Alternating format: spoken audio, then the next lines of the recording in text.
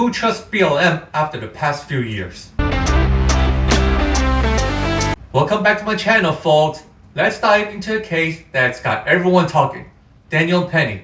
It's a tough one, no doubt about it. Let's take a look at BLM reaction after the court dismissed the case. They picked a white supremacist jury specialist to target the racists in that jury. The prosecution pointed out the fact that defense was eliminating people based on race. Let me take it back because I don't want to scare y'all. Logically thinking, if you pick a white supremacist jury specialist and you pack the jury with white people, obviously you think race has a significant role in this case. And obviously you were looking for that one white supremacist holdout. That one holdout. Might have been more, but there was definitely one person in there that said, I'm not going to convict this white kid for killing that poor little mentally ill Negro piece of trash.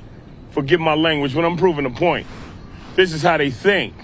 The defendant himself called Jordan a dirty crackhead. And the police let him go. But today, white supremacy got another victory. Today, the KKK, the Klansmen, the evil in America got another victory.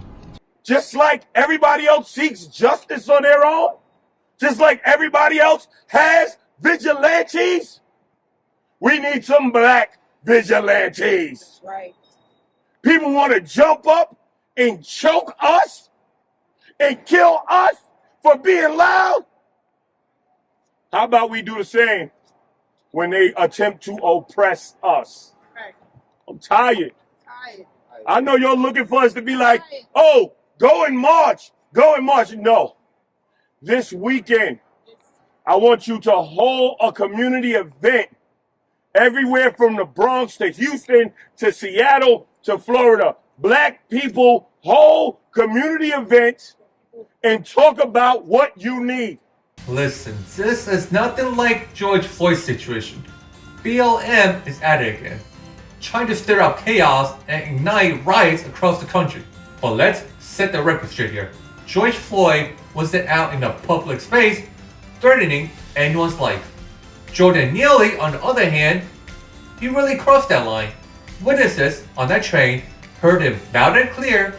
He was talking about hurting people, saying he didn't care if he got locked up for life. Now, if you were on that train, what would you think? I would be frightened, like, wow, what is this guy going to do next? Jordan wasn't just a guy venting his frustration. Jordan declared his intentions, plain and simple. That's when Daniel Penny stepped in. He didn't go out of malice. He reacted to a real threat, a dangerous situation unfolding right in front of him. Penny didn't have time to question motives or, time out, let me play politics here, let me calculate. No, he did what was any reasonable person would do when lives were on the line. Now here's the important issue. Let's talk about BLM. BLM sees this case as their next big opportunity, a way to stir the pot, push their agenda, and divide the country even further. They're not looking at facts, they're crafting a narrative. And that narrative is all about labeling the courts, the jurors, the society as racist. Everybody's racist in their eye. It's not about justice, it's about control and keeping their movement alive by fanning the flames of division. They've done it before, and now they're at it again.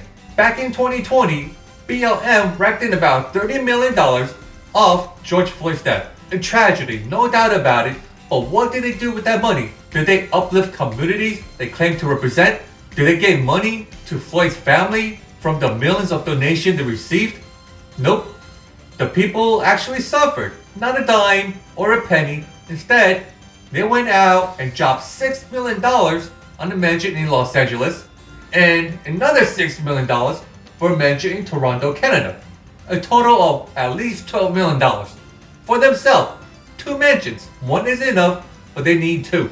While families in those very communities struggle to put food on the table, and they were out there sipping champagne on a luxury pad, And now, here we are again. Their funds are running dry because it's been a few years, and suddenly they're out looking for another opportunity, stirring up chaos like it's their full-time job. It's like a con artist who keeps running the same scam, hoping no one catches on. But you know what? We're catching on. Let me ask you guys, what has BLM actually done for the society or their community? You look around and all you see is destruction in their wake. They're not building anything.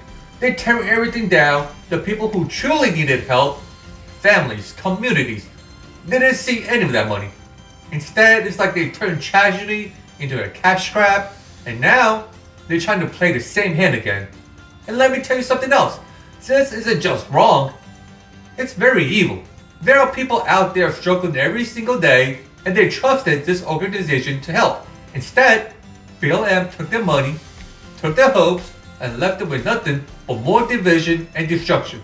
People, it's time to wake up to this nonsense. If you really care about change, don't vote for their act. Hold them accountable. Real justice is about filling your pockets. It's about lifting people up. But alright folks, that's a wrap. This is my view on BLM. If you see the same way, please hit the like button. And if you want to chip your view on this, leave a comment. Until next time, stay safe, stay sharp, and enjoy the upcoming holidays.